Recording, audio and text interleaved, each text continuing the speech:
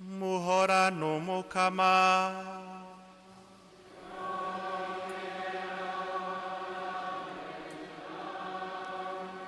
Inkuru nziza ya Yezu Kristu nk'uko yanditse Yohane.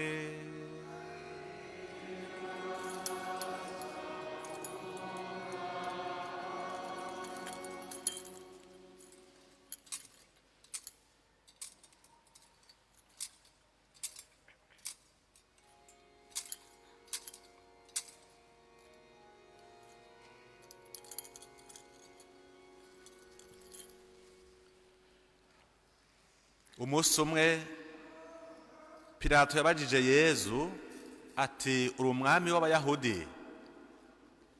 Yezu aramwishura ati ibyo ni wewe uvyivugiye canke n'ivyo wumva ku bandi bamvuga? Pilato aramwishura ati mbega jewe ndi umuyahudi? Abo mu gihugu cawe n'abakuru b'abasaseredoti nibo bakunzaniye, wakoze iki? Yezu amusubiza ati ubwami bwanje si ubwo kuri iyi si. Iyo ubwami bwanje buba ari ubwo kuri iyi si, abantu banje bari kundwanira singwe mu minwe y'abayahudi. Eka noneho ubwami bwanje si ubwaha ku isi. Pilato amubwira ati none ga uri umwami? Yezu amwishura ati uvuze ko ndi umwami, kandi nico navukiye kikantuma nza ku isi. Nukugira ngo nshingire ingingo ukuri. Uwukunda ukuri wese yumva ijwi ryanje. Dushimagize inkuru nziza ya Kristu. Bavukanye nk'uko mwavyiteguriye, ahubwo mbere tumaze iminsi 9 mu gisabisho c'urutavanako dusenga kugira ngo dushikire uyu munsi duhimbaza umusi mukuru cyane, umusi mukuru wa Kristu Mwami.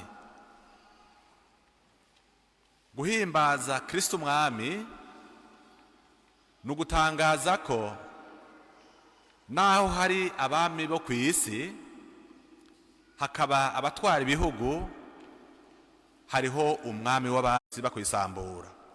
Ntitwisambura kumwe, hari abayitera amabombe, hari n'abazana ivyumviro bihushanye nuko Imana yabishatse, nuko Imana yategetse.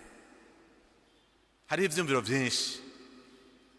Dufate uburiro buke buke ukurondoka ko muri iki gihe barashaka guca iruhande y'ijambo ry'Imana. Hari irindi tegeko turenga Imana yaducungishije bene wacu, ariko kuva kera mbere mwene wacu nitwamukingiye nk'uko bimeze. Nimwibuke Gahini n'Abeli. Hakaza ibiterasoni ku isi, mugabe iyi si ikaguma ihagaze. Kumbe hariho benshi botangazwa nuko iguma ihagaze, hariho benshi bafise umugambi wo kuyisambura. Ni kubera iki? Ni ukubera agati gateretswe n'Imana kadahenugwa n'umuyaga, tigahenugwa n'umuyaga. Uyu mwanditsi w'Izaburi rero 92 murumva ko yiyumvira nk'abarundi ati umukama niwe mwami yikwije ubuni nahazwa. Umukama niwe mwami yikwije ububasha. Ni ukuvuga ko afise inguvu zo gukingira abo yaremye. Mbere yabakingiye kuva mu ntango, ikibaremana urukundo rwayo, yarashatse kubaherekeza ngo ibakingire ibyo bashikira byose gushika n'ubu ikidukingiye. Nivyo yemeye kuva ikiri mu muntu. Genda urondoke ndakubona wuzura isi. Iyo Mana yacu nibandanya iri mu buzima bwacu.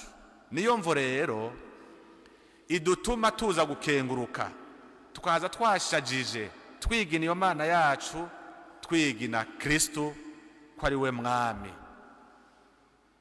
Kristu niwe mwami, natwe tukaba intahemuka. abakiro ntibace bigungana iryo jambo kuba intahemuka. Iryo jambo turarisangiye. Ico kinyegezwa si ico twikuriye mu mutwe. Ico kinyegezwa si ico abakuru b'Ekleziya bikuriye mu mutwe. Vyarahishuriwe umutumwa Yohani, twavyumvise muri igisomwa ca gatatu. Twumvise yuko Yohani yabonye intsinzi y'umwana w'umuntu ku bansi bose bahama abana b'Imana. Intsinzi kuri shetani yari irajwe ishinga no gutembagaza umuntu kugira ngo ahenuke, kugira ngo ave ku mabwirizwa y'Imana, yikure kuwamuremye agende kwangara, hanyuma acika umucafu. Ico nico cari kiraje ishinga shetani.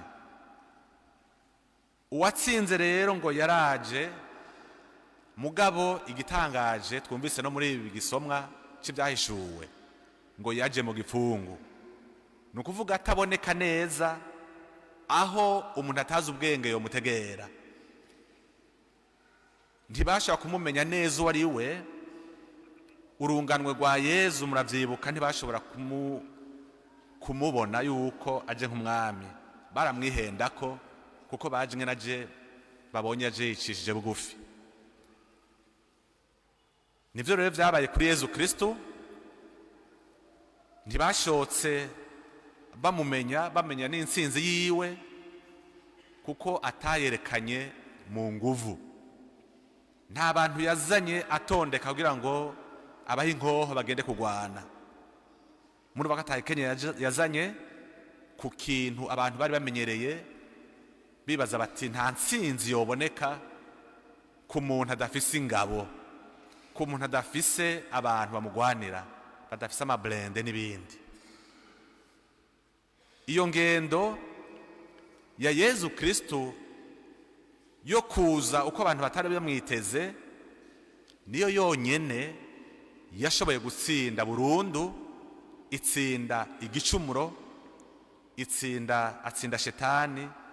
Gutyo rya shavu ry'Imana se, rya shavu rya Mana Data riracureha, abantu bararonka amahoro. Mbere nko twavyumvise muri ico gisomwa, mu gisomwa ca Daniyeli, ngo n'abamusogose batazi ububasha bwiwe ngo bazomwihweza yamaze gutsinda. Ataratsinda babona ko umuntu ari umuntu asanzwe, mbere asangira n'abatoza kori. Mugabo amaze gutsinda yahishuriwe abona yuko abantu bose b'ubwoko bwose bazoza kumupfukamira, bakamwihweza, bakihweza basogose. Nico gituma uwo wese yegamiye Yezu Kristu, uwo wese amwegamiye, nta kintu na kimwe gishobora kumutsinda. Arashobora gucumura, turabizi, turiyizi, ariko igikuru nuko hari aho turangamira, tukarangamira uwo yatsinze ku musaraba, akaba kandi ari we yatugize abavukanyi, ku buryo ata muntu n'umwe yomuzimirana, ata muntu n'umwe yomutakarana, kuko tuvukana, turavukanyi biwe, tugasangira data, tukazosangira n'iragi. Umuhanuzi Daniyeli yarabonye iyo ntsinzi, kuko yabaye muri iyo ntsinzi ageramiwe n'umwami wo kuri iyi si. Yibaza ngo amufise ku bubasha, ngo ashobora kumuturiza umuriro agapfa, akagenda akagirire, ko yoshobora kumukura kuri iyi si akamuzimanganya Imana itarekuye. Barihenze, kuko Daniyeli yareretswe mwijoro, arabona ukuboko kw'Imana, aca aratangaza ijambo rikomeye, kandi ijambo tugenderako n'ubu muri ca gisabisho ca ndemeye, tuti ingoma yiwe ni ingoma itazohera. Mu Gifaransa bavuga ngo sa domination est une domination éternelle. Daniyeli yarabonye ko abantu bose b'ubwoko bwose bazoza kumwunamira.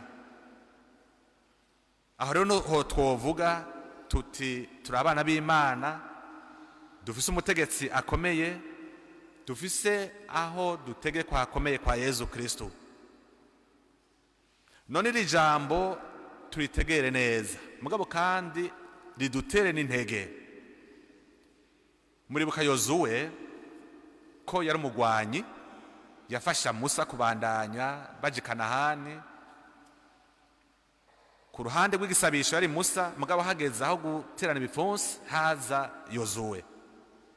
Mugabo muribuka yuko yatangaje ati jewe n'abanje tuzogamburukira Imana yacu, kugira yerekane ko ubwo bugwanyi bwiwe, ubwo bukerebutsi bwiwe ataho bwoshika atishimikije inguvu z'Imana. Eka natwebwe umuryango w'abemera ubwami bwa Yezu Kristu birabereye ko tubitangaza ko nivyo twogamburukira badutwara, ivyo ni ngombwa, mbere tukanabakunda, ivyo ni ngombwa, ariko ntituzopfa dupfukamiye ubutegetsi butubaha ubwami bwa Kristu. Tuzoba tugwiciriye noneho, kuko twoba twiyorohereje mu butegetsi butinda bugahera. Nta butegetsi budahera. None bavukanye turanavyumvise muri igisoma cy'inkuru nziza, aho Yezu Kristu wenyene yishuranye ubwenge n'ubwira, akishurana izo nguvu twumvise imbere y'urupfu, kuko Pilato niwe yibwira ko amufise ku bubasha. Pilato arakangutse cyane kumva uwundi aza yitwa umwami, kandi akaza ari umwami w'abami asumba Sezari.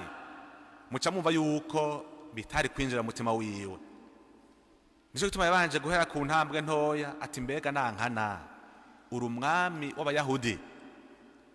Nukuvuga mugumije gusa ku bwami bwo kuri iyi si, aho abantu bashobora kumucira urubanza ko yahemukiye igihugu, akaza kwitwa umwami hariho umwami wundi. Yezu ati ahubwo uvuze bito, ubwami bwanje si ubwo kuri iyi si gusa. Iyo buba ubwo kuri iyi si, abantu banje bari kundwanira. Navyumvise mbere bari naho tutavyumvise muri igisomwa, tuzovyumva cyane cyane muri yanzira y'umusaraba, bari batanguye kumugwanira. Igihe Petero abanguye inkota, yari yerekanye ubutwari bw'uko Yezu atazoja. Ariko muribuka ko Yezu yasavye Petero gusubiza inkota mu bwubati, kuko abantu ntibashobora kugwanira Imana, mbere ntibashobora no kuyigwanya. None mbona ko Petero naho tutavyumvise uyu munsi yahushije kandi yegereye umwasi. Imana irigwanira, irifitiye inguvu, ahubwo iragaruka ikatugwanira. Yezu yarigwaniye adashesha amaraso y'umuntu wundi, ahubwo asheshe gwiwe, arapfa. Mugabo mu nyuma arerekana insinzi mu kuzuka, asubira kuri ya ngoma itazokwigera ihera, ingoma itazokwigera ihera. Ekleziya irishimira cyane ubwami bwayo, ubwami bwa Yezu Kristu, umwami wacu. Ari naco gituma tuza tugahimbaza uwo musi mukuru duhimbawe, twigina, tumwishimiye. Nagoma nabibutse gatoya amatariki 2 twatanguye guhimbaza uwo musi mukuru mu mwaka w'igihumbi 1925, hari kw'igenekerezo rya 11 Kigarama.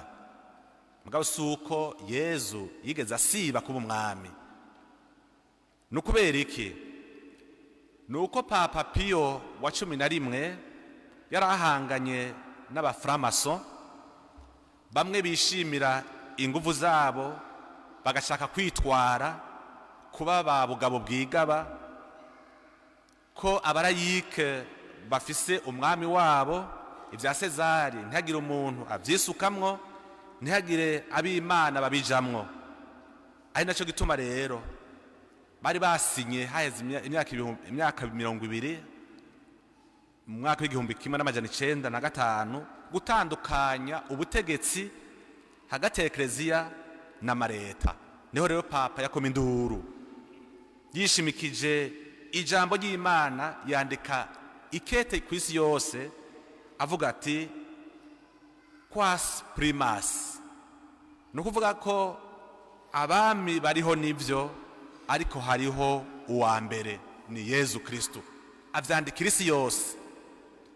Kristu niwe mwami yamaho, atanumwe azomukura. Ku buryo mu mwaka w'1969 Ekleziya yasubiriye kwibutsa gutangaza ko Kristu atari umwami gusa, ahubwe ari umwami w'isi yose, w'ijuru n'isi, atana hamwe yimiriwe. Ico gihe muribuka ko abanyaburaya bari banse icitwa itegeko muri ya migumuko yo mu kwa gatanu 1968. Ako kagaciyemwo mugatwogumya, kuko mu mwaka uza tuzohimbaza imyaka 100 dutangwe guhimbaza umunsi wa Kristu Mwami. None bavukanye twebwe twaramenye Kristu, yadutsindiye, atsindisha isi urufu rwiwe. Nta muntu yipfuje kwica, ndetse ukubagirira neza, kubitangira, ukubaronderera amahoro. Ese imihari, ese ugwaruka rugifise inguvu rworangwa no kwitanga, kugira ngo abantu bose bo kuri iyi si baronka amahoro n'akanyamuneza, aho kurondera ivyicaro vyabo n'amaronko yabo no gukomerwa amashi. Tubisabe rero twe twaje mu nkuka y'imisa, tubisabira n'abandi, kugira ngo inkuka y'imisa duhereza itubere vy'ukuri akaryo ko gutwara inguvu muri bene wacu, tuyaga ubwo bwami bw'Imana, kw'izina rya Data n'irya Mwana n'irya Mutima Mweranda.